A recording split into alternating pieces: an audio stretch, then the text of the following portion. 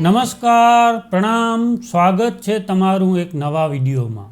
મિત્રો, જો તમને આજનો આ વિડીયો પસંદ આવે તો વિડીયોને લાઈક, શેર અને આપણી ચેનલને સબસ્ક્રાઈબ જરૂર કરજો. તો ચાલો શરૂ કરીએ આજની સ્ટોરી. મારું નામ મમતા છે. હું એક મધ્યમ વર્ગીય પરિવારની છું અને હું શિક્ષિત છું. મારો અભ્યાસ પૂરો થતાં જ મારા માતા પિતાએ મારા માટે સંબંધ શોધવાનું શરૂ કરી દીધું. મારા માટે એક છોકરાનો સંબંધ આવ્યો હતો. તેનું નામ પ્રિતેશ હતું. બંને પરિવારની સહમતિથી અમે લગ્ન કરી લીધા અને હું ત્યાંથી નીકળીને મારા સાસરે આવી ગઈ. મારા પતિ સિવાય તેની ભાભી મારા સાસરે રહેતી હતી.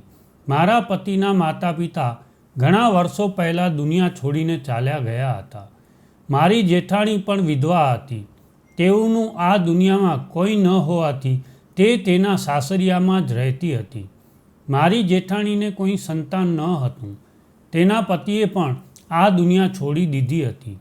તેનું નામ શિલ્પા હતું અને તે ખૂબ નાની ઉંમરમાં વિધવા થઈ ગઈ હતી. હું મારી જેઠાણીના રૂમમાં ગઈ અને તેની સાથે વાત કરવા લાગી. તે એક ખૂબ જ સંસ્કારી સ્ત્રી હતી અને તે ભગવાનને ખૂબ માનતી હતી. તેને તેના દેવરનું પણ ખૂબ ધ્યાન રાખ્યું હતું. પહેલાં તેની સાથે શું થયું તેની મને ખબર ન હતી, પણ મારી જેઠાણી બહુ સરસ હતી. હું રોજ તેના રૂમમાં જઈને તેની સાથે વાતો કરતી.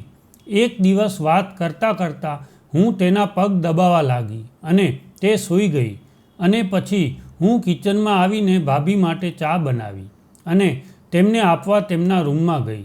પછી હું કિચનનું બધું કામ પતાવીને ભાભીના કપડાને ઇસ્ત્રી કરી કબાટમાં રાખી દીધા. હું મારા રૂમમાં આવી ત્યારે રાતના 11 વાગી ગયા હતા. પ્રિતેશ પણ સૂઈ ગયા હતા. ઘરનું બધું કામ હું એકલી જ કરતી અને તેથી ખૂબ જ વ્યસ્ત રહેતી. જ્યારે મારા પતિ સાંજે કામ પરથી પાછા આવતા ત્યારે હું તેમને સમય આપી શકતી નહીં, કારણ કે સાંજે 5 વાગ્યા પછી મારી જેઠાણી રૂમમાંથી બહાર ન આવતી અને દરેક નાના નાના કામ માટે મને અવાજ કરતી રહેતી. મારી જેઠાણીનું કામ કરવામાં મને ખૂબ આનંદ થતો. મેં તેને કહ્યું હતું કે તેને પલંગ પરથી ઉતરવાની જરૂર નથી. તમારું બધું કામ હું જાતે કરી દઈશ. મારી વાત સાંભળીને મારી જેઠાણી બહુ ખુશ થઈ ગયા અને આશીર્વાદ આપવા લાગ્યા અને મને પણ આશીર્વાદ જ જોતા હતા. જોતાં જોતાં મારા લગ્નને 1 વર્ષ થઈ ગયું, પણ હજી સુધી મને સંતાન નથી થયું. મારી જેઠાણી બહુ સંસ્કારી સ્ત્રી હતી. મારા પતિ કહેતા કે ભાભીના આશીર્વાદ લેવા અને તેમને તારા માટે પ્રાર્થના કરવા કેવી. ભગવાન તેની પ્રાર્થના ખૂબ ઝડપથી સાંભળે છે, તેથી તું તેમની પાસેથી આશીર્વાદ લેતી રહે. મારી જેઠાણી અમારા પાડોશમાં પણ ખૂબ પ્રખ્યાત હતી. જો કોઈનું બાળક બીમાર હોય તો તેઓ તેમના બાળક માટે મારી જેઠાણી પાસેથી આશીર્વાદ લેવા આવતા હતા. મારા પતિએ મને એમ પણ કહ્યું હતું કે જો તારે મને ખુશ રાખવું હોય તો તારે મારી ભાભીને ખુશ રાખવા પડશે અને હંમેશા તેનું ધ્યાન રાખવું પડશે. તેથી હું પણ તેમ જ કરતી હતી. પણ તેમાં મારો અને મારી જેઠાણીનો સંબંધ મુરઝાઈ ગયો હતો. પછી એક દિવસ કંઈક એવું બન્યું જેને મને અંદરથી હચમચાવી નાખી, જેને મને હેરાન કરી નાખી અને મારી પાસે રહસ્ય જાહેર કર્યું. રોજ હું રાત્રે મારી જેઠાણીના પગ દબાવતી હતી. એક દિવસ જ્યારે હું જેઠાણીના પગ દબાવ્યા પછી રૂમમાં જતી હતી ત્યારે રાત્રિના 11 વાગ્યા હતા. હું થોડા સમયથી અનિદ્રાની દર્દી બની ગઈ હતી, તેથી જ હું ઊંઘની દવા લીધા પછી ઊંઘવા લાગી હતી. જ્યારે મેં મારી દવાઓનું બોક્સ જોયું ત્યારે હું પરેશાન થઈ ગઈ, કારણ કે આજે મારી પાસે ઊંઘની કોઈ દવા નહોતી. મારી ઊંઘની દવા પૂરી થઈ ગઈ હતી. રાતનો સમય હતો એટલે દવા મળી શકે તેમ પણ ન હતી. હવે હું ચિંતા કરવા લાગી કે પહાડ જેવી આટલી રાત હું કેવી રીતે વિતાવીશ. મારા પતિ પણ સૂઈ ગયા હતા. મેં ડરીને મારા પતિને જગાડવાનો પ્રયત્ન કર્યો, પરંતુ તેમના તરફથી કોઈ જવાબ મળ્યો નહીં. કદાચ તે ખૂબ જ ગાઢ નિંદ્રામાં હતા, તેથી તે જાગ્યા નહીં. હું પણ આખો દિવસની થાકી ગઈ હતી, તેથી પલંગ પર સૂઈ ગઈ. મેં વિચાર્યું કે આજે મને દવા વગર ઊંઘ આવી જશે, પણ આ મારી ભૂલ હતી. રાતના 3 વાગ્યા હતા. સૂતા સૂતા મારી પીઠમાં દુખાવો થતો હતો, પણ મને ઊંઘ ન આવી. તેથી હું કંટાળી અને બેસી ગઈ. મને કંટાળો આવતો હતો, તેથી મારા મનમાં એવું આવ્યું કે જેઠાણીના રૂમમાં જઈને તેની પાસે બેસી જાઉં. મારી જેઠાણી ઘણી વખત કહેતી કે હું આખી રાત જાગતી રહું છું, મને ભાગ્યે જ ઊંઘ આવે છે. મેં વિચાર્યું કે આજે હું તેના રૂમમાં જાઉં. મારી જેઠાણીના રૂમમાં એક મંદિર બંધાયેલો હતો. તે હંમેશા તેની સામે બેસીને પૂજા કરતી. હું મારા રૂમમાંથી બહાર નીકળી અને મારી જેઠાણીના રૂમ તરફ ગઈ તો મને પુરુષની વાત કરવાનો અવાજ સંભળાવા લાગ્યો. આ સાંભળીને અચાનક મારા ચાલતા પગલાં થંભી ગયા. એવું કેવી રીતે બને કે મારી જેઠાણીના રૂમમાંથી કોઈ પુરુષના બોલવાનો અવાજ આવતો હતો? મને લાગ્યું કે તે કદાચ મારો ભ્રમ હશે. તેથી જ્યારે હું થોડી આગળ વધી ત્યારે તે વ્યક્તિ મારી જેઠાણીનું નામ લીધું. શિલ્પા, તે મારી જેઠાણીના નામથી બોલાવતો હતો. હવે મને ખાતરી થઈ ગઈ હતી કે અવાજ મારી જેઠાણીના રૂમમાંથી આવી રહ્યો હતો. મને અજીબ આનંદ થયો. ખબર નથી કેમ પણ મારા હૃદયને અચાનક આરામ થઈ ગયો હતો. હું ઝડપથી મારા રૂમમાં પાછી આવી અને મારા પતિ પ્રિતેશને ઉઠાવવા લાગી. અચાનક તે પણ ગભરાઈને ઊભા થઈ ગયા. મેં એમને કહ્યું કે જલ્દી ઉઠો, ભાભીના રૂમમાંથી કોઈ પુરુષના બોલવાનો અવાજ આવી રહ્યો છે. કોઈ પુરુષ તેના રૂમમાં આવ્યો છે. તેને તેના પ્રેમીને ઘરે બોલાવ્યો લાગે છે. નહીં તો રાત્રિના આટલા સમયે પુરુષના આવવાનો અર્થ શું હોય? મારા પતિને ખૂબ ગુસ્સો આવ્યો અને તેણે કહ્યું, મમતા, હું તારી જીભ ખેંચી લઈશ જો તે મારી માતા જેવી ભાભી પર કોઈ ખોટો આરોપ લગાવવાની કોશિશ કરી છે. તું મારી ભાભી વિશે કંઈ પણ બોલતા પહેલાં સારી રીતે વિચારી લેજે. હું મારા પતિનો હાથ પકડીને બહાર ખેંચવા લાગી અને કહ્યું, એકવાર મારી સાથે આવો અને તમારી આંખોથી બધું જોવો. મારા પતિ મારી તરફ ગુસ્સાભરી નજરે જોઈ રહ્યા હતા અને મારી સાથે મારી પાછળ આવવા લાગ્યા. મેં તરત જ મારી જેઠાણીના રૂમનો દરવાજો ખોલી નાખ્યો, જેથી મારી જેઠાણીને બચવાનો મોકો પણ ન મળે. દરવાજા ખોલ્યા પછી સામેનું દ્રશ્ય જોઈને હું અને મારા પતિ આશ્ચર્યચકિત થઈ ગયા, કારણ કે મારી જેઠાણી ભગવાનની મૂર્તિ સામે હાથ જોડીને બેઠી હતી અને પ્રાર્થના કરી રહી હતી. પછી જ મારી જેઠાણીએ પાછળ ફરીને જોયું અને અમને જોતાં જ બંનેને પ્રશ્નાર્થ નજરે જોવા લાગી. હું તેમને જોઈને ગભરાઈ ગઈ હતી. મેં કહ્યું, ભાભી, હું તમારી પાસેથી માથાના દુખાવાની ગોળીઓ લેવા આવી હતી.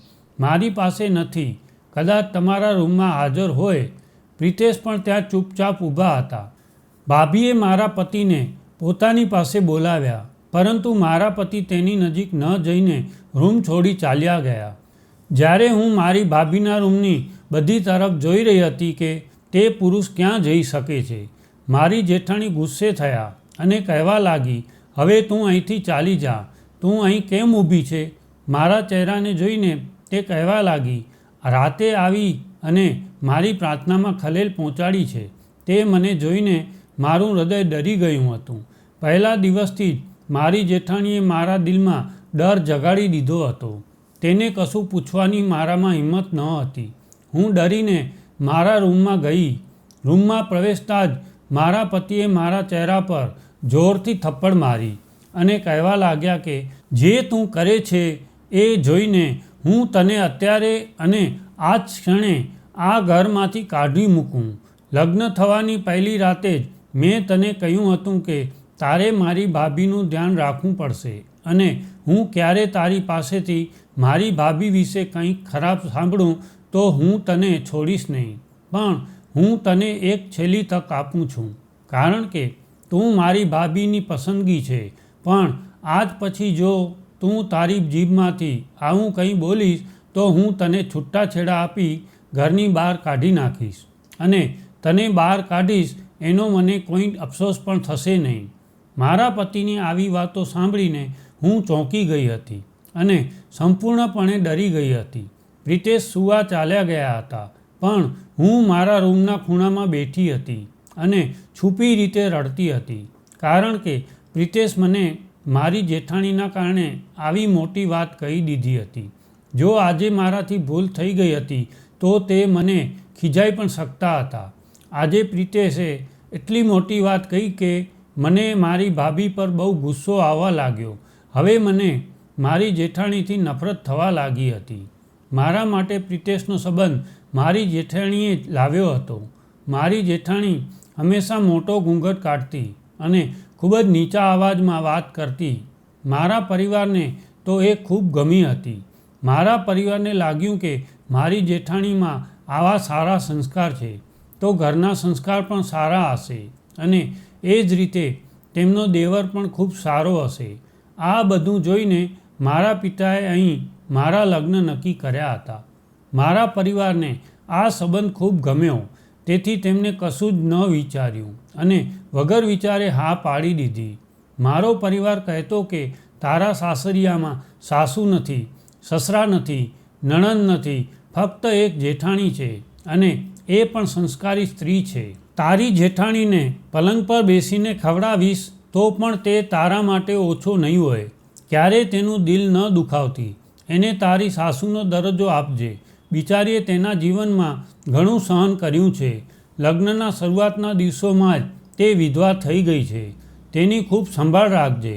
હું મારા માતા પિતાની વાત સારી રીતે સમજી ગઈ હતી. લગ્નના પહેલા દિવસે મારા પતિએ મને સમજાવ્યું હતું કે મારી ભાભી મારા માટે માતા સમાન છે. જો તું તેમને ખુશ રાખીશ તો સમજ કે હું તારાથી ખૂબ ખુશ છું. પ્રિતેશનો દરેક શબ્દ મારા મનમાં લખાયેલો છે.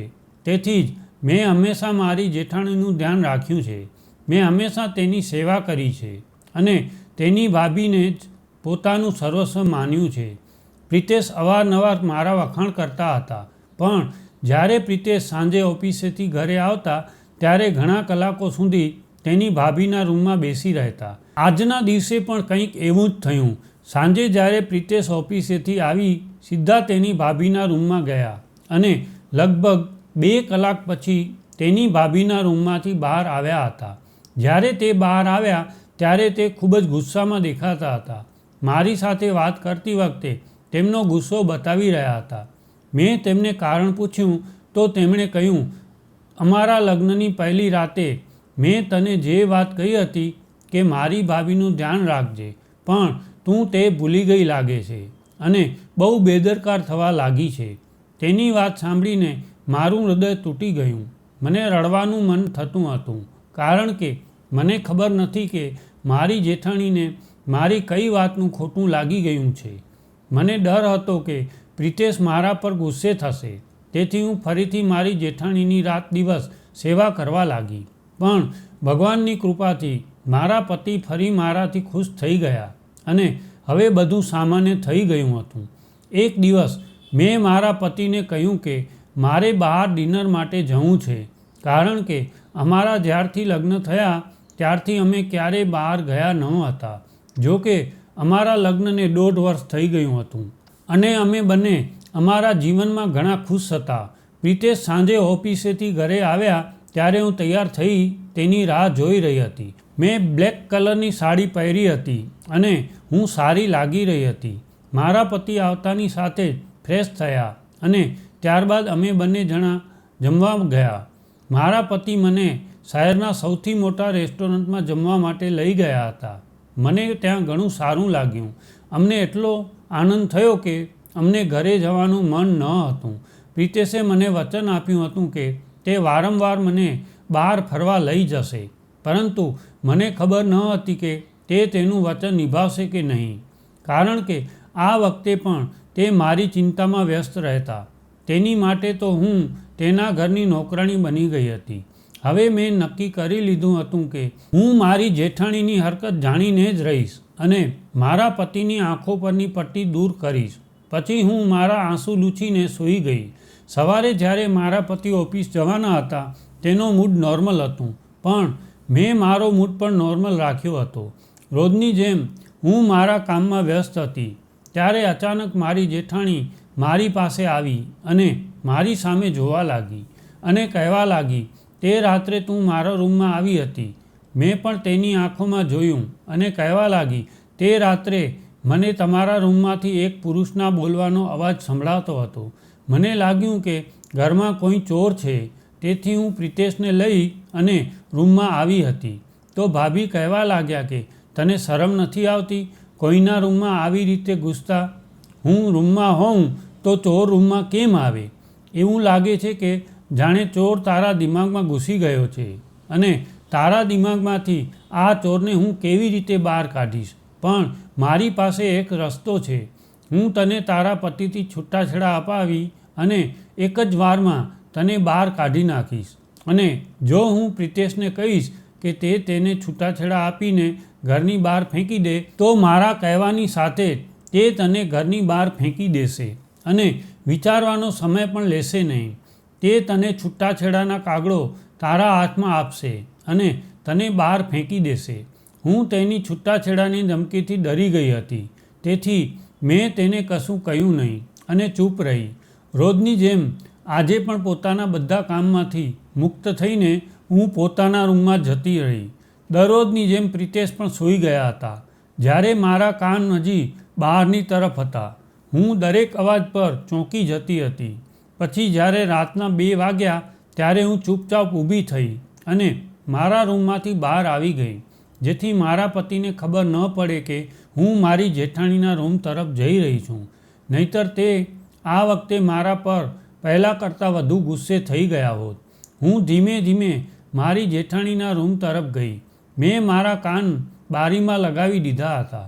મારી જેઠાણી કોઈ સાથે વાત કરી રહી હતી કે હું મારા દિવસો ખૂબ મુશ્કેલીથી પસાર કરી રહી છું.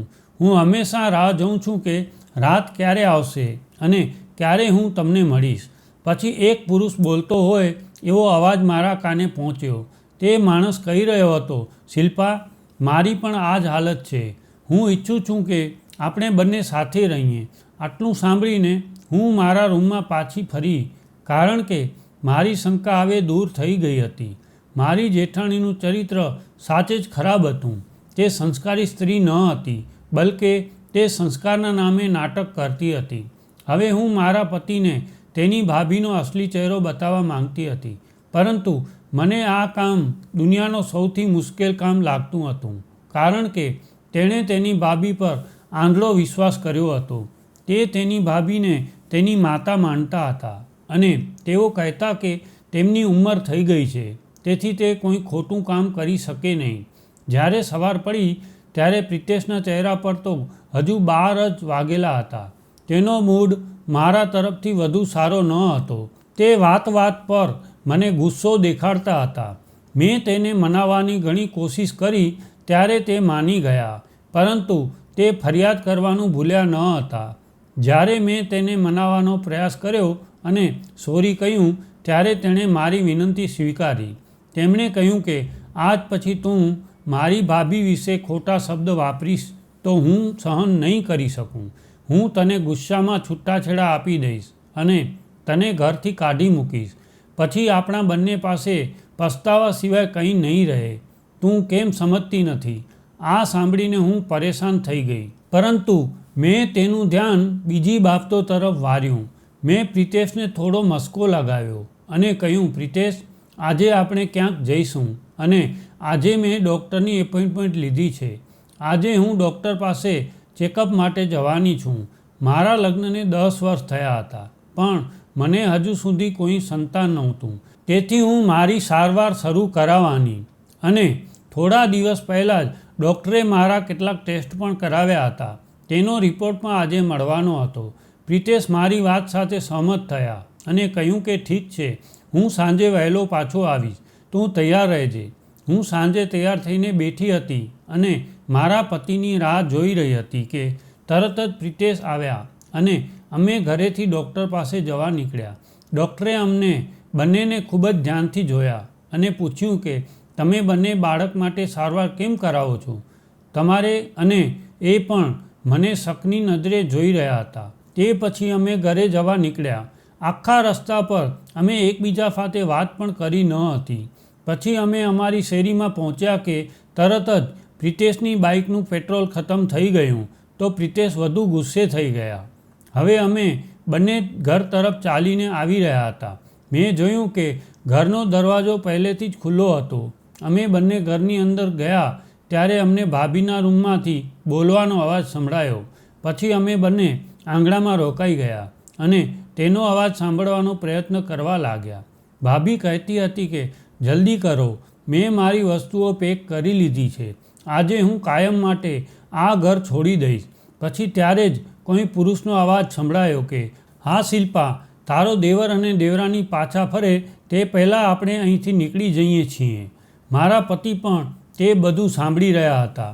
તેની આંખોમાં તો લોહી ઉતરી ગયું હતું જ્યારે તેણે બળપૂર્વક તેના રૂમનો દરવાજો ખોલ્યો અને અંદર જોયું તો ભાભીની સાથે એક માણસ પણ ઊભો હતો. હું પ્રિતેશની સાથે ભાભીની રૂમમાં ગઈ. પ્રિતેશે તે માણસનો કોલર પકડી લીધો અને તેને ખરાબ રીતે મારવાનું શરૂ કર્યું. તેઓએ થપ્પણ મારવાનું અને મારવાનું શરૂ કર્યું અને તેની હાલત ખરાબ કરી દીધી. જ્યારે ભાભી તે માણસને બચાવવા માટે દરેક શક્ય પ્રયાસ કરી રહી હતી. તે કહેતી કે પ્રિતેશ, એક વખત મારી વાત સાંભળ. પ્રિતેશ, ભગવાનની ખાતર તેને છોડી દે અને મારી વાત સાંભળ, તે બેકસૂર છે. ત્યારે પ્રિતેશે આગળ આવી અને તેની મા જેવી ભાભીના મોઢા પર થપ્પડ મારી. આ જોઈને મને ખુશી થઈ, કારણ કે આ સ્ત્રી અમને આટલા દિવસોથી મૂર્ખ બનાવી રહી હતી.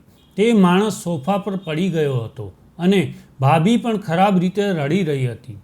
તે અચાનક ડરી ગઈ કે આજે મારા પતિએ તેની ભાભી પર હાથ કેમ ઉપાડ્યો. અચાનક ભાભી મારી પાસે આવી અને મારી સામે હાથ જોડીને કહેવા લાગી, મમતા, કૃપા કરીને પ્રિતેશને સમજાવો. ભગવાન ખાતર કૃપા કરીને મને એકવાર મારી વાત બોલવાની તક આપો. મને મારી ભાભી પર ખૂબ ગુસ્સો આવતો હતો. મને લાગ્યું કે હું તેને ધક્કો મારીને ઘરની બહાર ફેંકી દઉં, પરંતુ ભગવાનના નામ પર મેં તેને સાંભળવાનું નક્કી કર્યું હતું. મેં પ્રિતેશને પણ રોક્યા અને તે માણસ પણ સોફા પર બેસી ગયો હતો. તે ઘણો જખમી થઈ ગયો હતો કારણ કે મારા પતિએ તેને ખરાબ રીતે માર્યો હતો. મેં ભાભીને કહ્યું, તમારે જે કહેવું હોય તે કહો, અને પ્રિતેશને કહ્યું કે ભાભીને એકવાર સાંભળી લો. ભાભીએ જણાવ્યું કે તેઓનું 3 વર્ષથી અફેર હતું. તેના પતિના મૃત્યુ પછી જ આ વ્યક્તિએ તેને પ્રપોઝ કર્યું હતું. ભાભીએ કહ્યું કે તેનું નામ વિપુલ છે અને મારા લગ્ન પહેલાંથી તે મને પસંદ કરતો હતો અને તારો ભાઈ મરી ગયો છે તે જાણ્યા પછી તે મને વધુ પસંદ કરવા લાગ્યો અને તે મારી સાથે ફરીથી લગ્ન કરવા માંગતો હતો. વિપુલની બહેન મારા ભાઈની પત્ની છે અને અમારા લગ્ન પહેલાં મેં વિપુલની બહેનને ખૂબ હેરાન કરી હતી. તે મારી ભાભીનો ભાઈ છે. મેં મારી ભાભીના જીવનમાં ખરાબ રીતે ઝેર ફેલાવી દીધું હતું અને મારા ભાઈના કાન ભરી ભાભીને ખરાબ રીતે મરાવ્યો હતો. મારી ભાભી દરેક રીતે ખૂબ જ હોશિયાર અને સારી રીતભાતવાળી છોકરી હતી. તેથી મેં મારા ભાઈ સાથે તેનો સંબંધ કરાવ્યો હતો. ભાભી રડતી પોતાની વાત સંભળાવતી હતી. તેણે કહ્યું કે મારા માયકા મારા ભાઈ ભાભી જ રહેતા હતા. મારા માતા પિતા અમને બાળપણમાં જ છોડીને ચાલ્યા ગયા હતા. મારો નાનો ભાઈ હતો અને મારો નાનો ભાઈ મને ખૂબ જ પ્રેમ કરતો હતો, પણ જ્યારથી તેનો ચક્કર વિપુલની બહેન સાથે થયો ત્યારથી તે તેની બહેન તરફ ધ્યાન આપવાનું ભૂલી ગયો. તેથી જ હું મારી ભાભી એટલે કે વિપુલની બહેનને નફરત કરવા લાગી. તેથી મેં તેને પરેશાન કરવાનું શરૂ કર્યું હતું અને હું નાની નાની બાબતો પર મારા ભાઈને તેની ફરિયાદ કરતી હતી.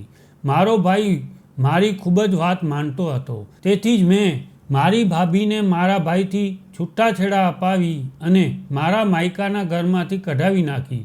તે પછી મેં અહીં લગ્ન કર્યા. મારો ઈરાદો એવો હતો કે હું એકલી આ ઘર પર રાજ કરવા માંગતી હતી, પણ મારા નસીબમાં આ ન હતું. લગ્નના 8 મહિના પછી જ મારા પતિ મને છોડીને ચાલ્યા ગયા. આ પછી મેં વિચાર્યું કે હું ક્યારેય આ ઘર છોડીશ નહીં. હું એકલી આ ઘર પર રાજ કરવા માંગતી હતી, પરંતુ લોકોનું કહેવું હતું કે તારે તારા દેવરના લગ્ન કરી દેવા જોઈએ.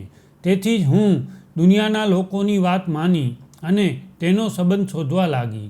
અને પછી તું આ ઘરમાં આવી અને હું હંમેશા તારા વિશે પ્રિતેશને ફરિયાદ કરતી હતી કે તે તારા નખરા ન ઉપાડે અને તારા ઓફિસે ગયા પછી તે મારી સાથે ખૂબ ખરાબ વર્તન કરે છે. ઘરમાં મારો અધિકાર સ્થાપિત કરવા હું તને અપમાનિત કરવા માંગતી હતી, પરંતુ વિપુલે મને કહ્યું કે જ્યારે મારી બહેનના લગ્ન થયા ત્યારથી તે મને પસંદ કરે છે અને મારી સાથે લગ્ન કરવા માંગે છે, પરંતુ તેણે ક્યારેય મને તેનો પ્રેમ વ્યક્ત કર્યો નથી. જ્યારે તેને ખબર પડી કે મારા પતિ મૃત્યુ પામ્યા છે તે પછી તેણે મને મળવાનું શરૂ કર્યું. મારી ભાભી એટલે કે વિપુલની બહેનને વિપુલના ઘરે છૂટાછેડા લઈ ચાલી ગઈ હતી. મારા ભાઈએ મારી વિનંતીથી તેને કાઢી મૂકી હતી અને હું લગ્ન કરી અહીં આવી હતી. એ પછી મારા પતિનું અવસાન થયું અને તું આ ઘરમાં આવી. પાછળથી મને વિપુલના પ્રેમનો અહેસાસ થયો કે મારે તેની બહેન સાથે આવું ન કરવું જોઈતું હતું. મને પહેલાં ખબર હોત કે તે મને પ્રેમ કરે છે તો મેં ક્યારેય તેની બહેન સાથે આવું ન કર્યું હોત અને વિપુલ સાથે મારું ઘર વસાવી લીધું હોત. પણ પછી મને ખબર પડી કે તે મને પ્રેમ કરે છે. તેથી હું મૂંઝવણમાં હતી કે મારે શું કરવું, કારણ કે હું નથી ઈચ્છતી કે મારું સત્ય ક્યારેય પ્રિતેશની સામે આવે, કારણ કે પ્રિતેશ મને ખૂબ માન આપતો હતો. પ્રિતેશ મને ખૂબ સંભાળતો હતો. તેથી અહીં પણ મેં તે જ પદ્ધતિ અપનાવી જે મારા ભાઈ અને ભાભી સાથે અપનાવી હતી ને મમતાને બહાર કાઢવાનો દરેક સંભવ પ્રયાસ કર્યો જેથી તે કંટાળી જાય અને ચાલી જાય. પણ તું તો ઠીક નીકળી. મારું ઘર મારી ભૂલથી બરબાદ થઈ ગયું. જ્યારથી પ્રિતેશે તારી સાથે લગ્ન કર્યા છે ત્યારથી મારા દિલમાં પ્રિતેશ પ્રત્યે નફરત વધી ગઈ હતી. હું ઘરમાં મારું રાજ સ્થાપિત કરવા માંગતી હતી, પણ પ્રિતેશ તને એટલો પ્રેમ કરતો કે તે મને અહીં રહેતા મારી ઇજ્જત ઘટતી લાગવા લાગી. પ્રિતેશે મને તેની માતાનો દરજ્જો આપ્યો હતો અને હું તેને નફરત કરતી હતી. હું પણ વિપુલ સાથે લગ્ન કરવા માંગતી હતી અને હું ચોક્કસપણે અહીંથી વિપુલ સાથે ચાલી જઈશ અને હું તમારા બંનેના ખોરાકમાં ગર્ભાવસ્થા વિરોધી દવા ભેળવતી હતી. તેથી જો તમને સંતાન થાય તો પ્રિતેશ તેના બાળકને વધુ પ્રેમ કરવા લાગશે અને તેનું ધ્યાન મારા પરથી હટાવી દેશે, કારણ કે હું આવું જીવન જીવવા માંગતી ન હતી. હું ઈચ્છતી હતી કે મને અહીં માલકીન બનાવી રાખવામાં આવે અને આ જ કારણ છે કે તું હજુ સુધી ગર્ભવતી નથી. વિપુલ મને ઘણા સમયથી કહેતો હતો કે તું મારી સાથે ભાગી જા. હવે મારી વિપુલ સાથે મુલાકાતો વધવા લાગી હતી. હું મારા રૂમની બારી ખોલતી હતી, જેની વિપુલ બારીમાંથી મારા રૂમમાં આવતો અને અમે બંને રાત્રે એકબીજા સાથે વાતો કરતા. અમે બંને લગ્ન કરવાનું નક્કી કર્યું હતું. હવે હું વિપુલ સાથે ઘર છોડીને જાઉં છું. અમે બંને તો હેરાન થઈ ગયા. મારી જેઠાણી મારા જીવનમાં ઝેર ફેલાવવામાં કોઈ કસર છોડી ન હતી. મને મારી જેઠાણી પર બહુ ગુસ્સો આવ્યો અને અમે બધા ચૂપ ઊભા હતા. થોડી જ વારમાં વિપુલ બોલ્યો અને કહેવા લાગ્યો, શિલ્પા, તને શું લાગે છે હું તને પ્રેમ કરું છું? હું તારી સાથે પ્રેમ કરવાનો ઢોંગ કરતો હતો. હું તને અહીંથી કોઈ બહાને લઈ જવા માંગતો હતો અને પછી કોઈ રસ્તે છોડી દેવાનો હતો. તે મારી બહેન સાથે કેટલું ખરાબ કર્યું. તારા કારણે જ મારી બહેન આજે છૂટાછેડા લઈને ઘરે બેસીને રાત દિવસ લોહીના આંસુ રડે છે. મારી બહેનને જોઈને મને સૌથી વધુ ગુસ્સો ફક્ત તારા પર જ આવે છે. તેથી જ મેં તારી સાથે પ્રેમનો ઢોંગ કર્યો અને તને મારા પ્રેમજાળમાં ફસાવી.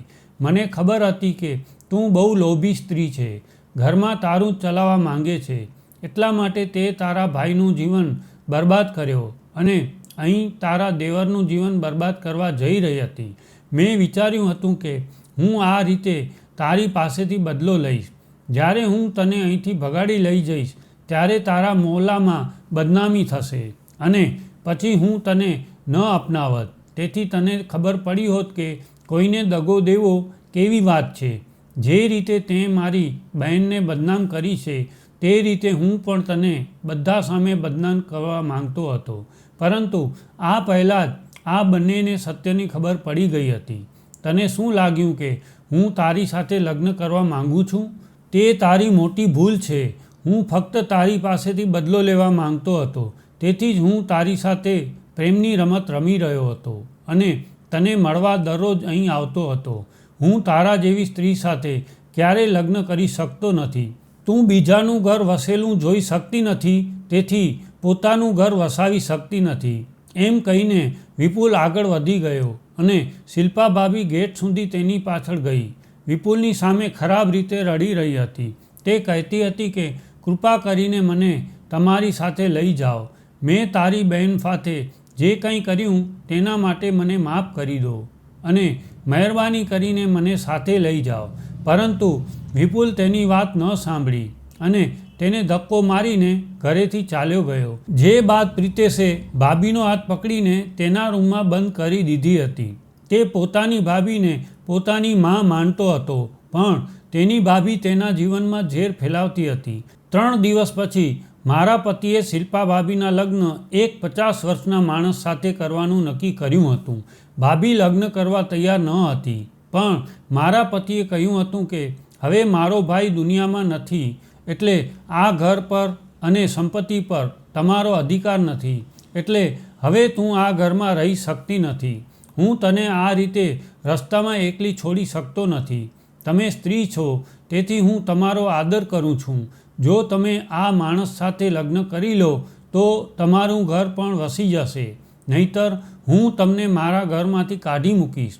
હું સારી રીતે જાણું છું કે તમારું પોતાનું કોઈ નથી, તેથી હું તમને ઘરે ઘરે ઠોકર ખાવા માટે છોડવા માંગતો નથી. તમારા માટે સારું રહેશે કે તમે ચૂપચાપ લગ્ન કરીને સેટલ થઈ જાઓ. મારી જેઠાણી તેની વાત સારી રીતે સમજી ગઈ અને શાંતિથી 50 વર્ષના પુરુષ સાથે લગ્ન કરી લીધા.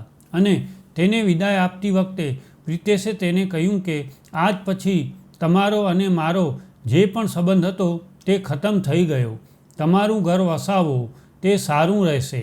જો તમે ત્યાંથી મારા ઘરે પાછા આવશો તો હું તમને ઘર પર નહીં રાખું.